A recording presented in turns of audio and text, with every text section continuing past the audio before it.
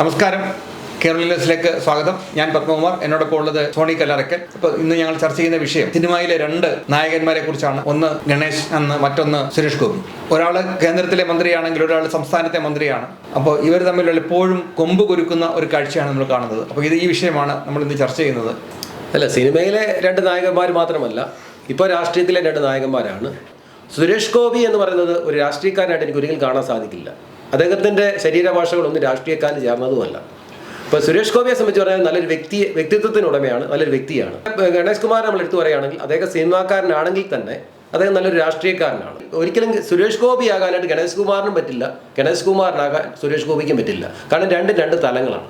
ഇവിടെ സുരേഷ് ഗോപി എന്ത് ചെയ്യുന്നു എന്ന് നോക്കി നടക്കുന്ന ഒരു ആളാണ് ഗണേഷ്. സുരേഷ് ഗോപി മോസ്കിൽ പോയി അവിടെ നിന്ന് ആഹാരം കൊടുത്തു. അദ്ദേഹം അത് വടിച്ചു നോക്കി, അത് അതേപോലെ തന്നെ പുള്ളി കാണിക്കുകയാണ്. അതുപോലെ തന്നെ അദ്ദേഹത്തിന്റെ കാറിന്റെ പുറകിൽ ഒരു SP-യുടെ ഒരു തൊപ്പി അദ്ദേഹം വെച്ചിരുന്നു എന്ന് പറയുന്നുണ്ടായിരുന്നു.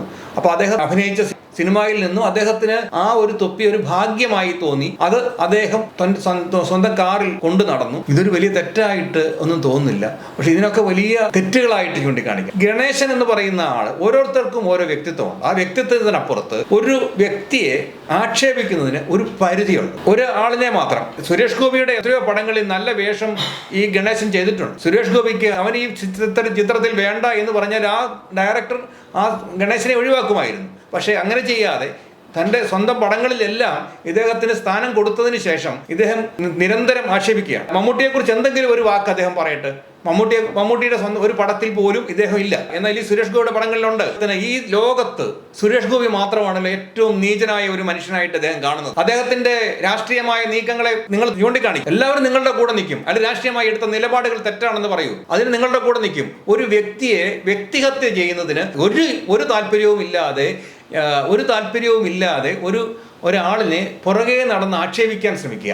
എന്നിട്ട് ഈ സുരേഷ് ഗോപിയുടെ മകനും ഗണേശന്റെ മകനും ഫ്രണ്ട്സാണ്.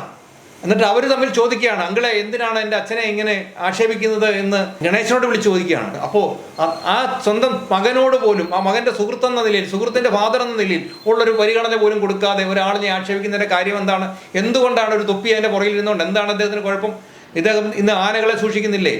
അതെന്തുകൊണ്ടാണ്? ആനകൾ വേണ്ടെന്ന് വെച്ചു. ഇയാൾക്ക് മന്ത്രിയല്ലേ? ആനകളെ ബന്ധിച്ച് ഇങ്ങനെ നിൽക്കുന്നത് വലിയ കാര്യമാണോ? ഇങ്ങനെയുള്ള സ്വകാര്യ കാര്യങ്ങളിലൊന്നും അദ്ദേഹം കടന്നു വരുന്നില്ലല്ലോ. നിങ്ങളുടെ ഗണേശന്റെ സ്വകാര്യ കാര്യങ്ങളിലേക്ക് സുരേഷ് ഗോപി കടന്നു വരാൻ ചെന്നാൽ ഗണേശൻ ഓടി ഒളിക്കേണ്ടി വരും. സ്വന്തം അച്ഛൻ്റെ സംഭാഷണം ഞങ്ങൾ കാണിച്ചു തരാം. ഈ മകൻ പിറന്നുപോയത് വലിയ തെറ്റായിപ്പോയി, ഞാൻ അവൻ്റെ തന്തയായിപ്പോയി, ഞാൻ എന്ത് ചെയ്യാനാണ് എന്ന് പറയുന്ന സ്വന്തം പിതാവിൻ്റെ ഇത് കാണിച്ചു തരാം. ഞങ്ങൾ ഇട്ട് തരാം. സോഷ്യൽ മീഡിയ നിറഞ്ഞു കിടക്കുകയാണ്. എത്ര പ്രാവശ്യം പിതാവ് തള്ളി പറഞ്ഞിട്ടുണ്ട്.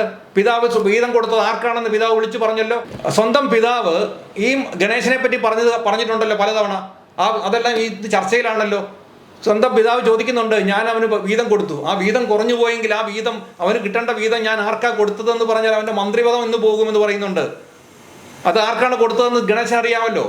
ആർക്കാണ് കൊടുത്തതെന്ന് സുരേഷ് ഗോപിക്ക് അറിയാമല്ലോ. അദ്ദേഹം ഇത് വിളിച്ചു പറഞ്ഞാൽ ഈ ഗണേശൻ ഓടി ഒളിക്കാൻ വന്ന വഴിക്ക് പുല്ല് കാണത്തില്ല.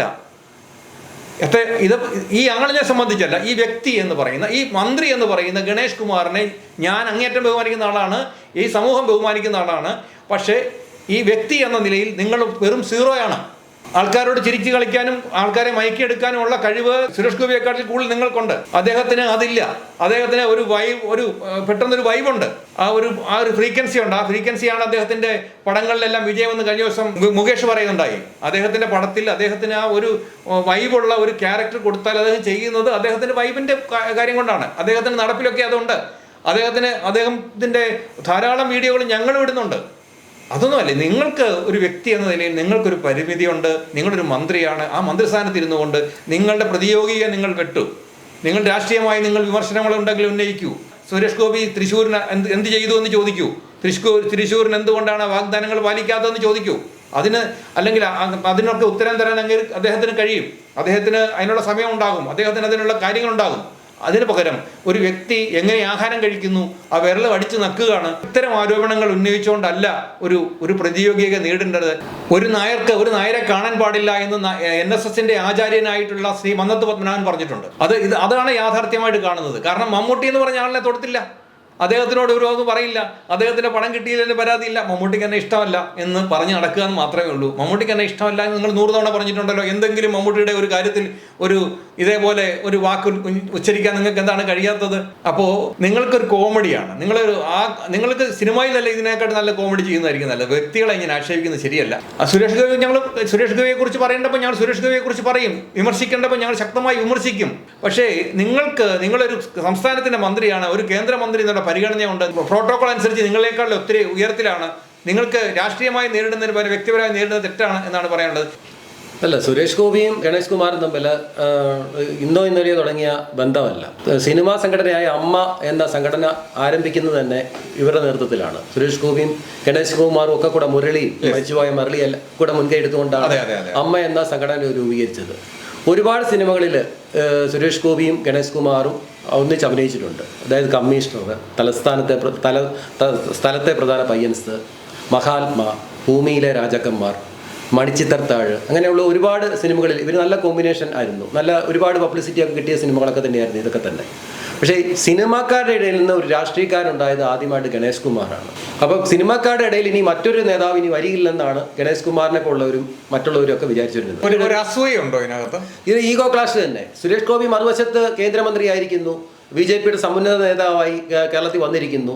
ഇതൊക്കെ ഗണേഷ് കുമാറിനെ സംബന്ധിച്ച് പറഞ്ഞാൽ മനസ്സിന് വളരെയേറെ ആശങ്ക ഉണ്ടാക്കുന്ന ഒരു സംഭവം തന്നെയാണ്. കാരണം ഇതുവരെ സിനിമാക്കാരുടെ ഇടയിൽ ഒരു നേതാവ് എന്ന് പറയാൻ ഗണേഷ് കുമാർ മാത്രമേ ഉള്ളായിരുന്നു. ആത്യന്തികമായിട്ട് പറയുകയാണെങ്കിൽ ഒന്നേ പറയാറുള്ളൂ, വ്യക്തി എന്ന നിലയിൽ സുരേഷ് ഗോപി നല്ലതാണ്, രാഷ്ട്രീയക്കാരെന്നുള്ളതിൽ ഗണേഷ് കുമാർ മികച്ചതാണ്. അപ്പോൾ എന്തായാലും ഈ വ്യക്തി എന്ന നിലയിൽ ധാരാളം ചാരിറ്റികൾ ചെയ്തുകൊണ്ടും ഒക്കെ അത് തൃശ്ശൂർ ഒരു പ്രാവശ്യം പരാജയപ്പെടുമ്പോൾ തൃശ്ശൂർ തന്നെ നിന്ന് ആ സ്ഥലത്ത് അവിടെ ആ പ്രവർത്തനങ്ങൾ അവിടെ തന്നെ ക്രോഡീകരിച്ച് അവിടെ നിന്ന് തന്നെ അദ്ദേഹത്തിന് ജയിക്കാൻ കഴിഞ്ഞു എന്നുള്ളത് അദ്ദേഹത്തിൻ്റെ ഒരു കഴിവ് തന്നെയാണ്.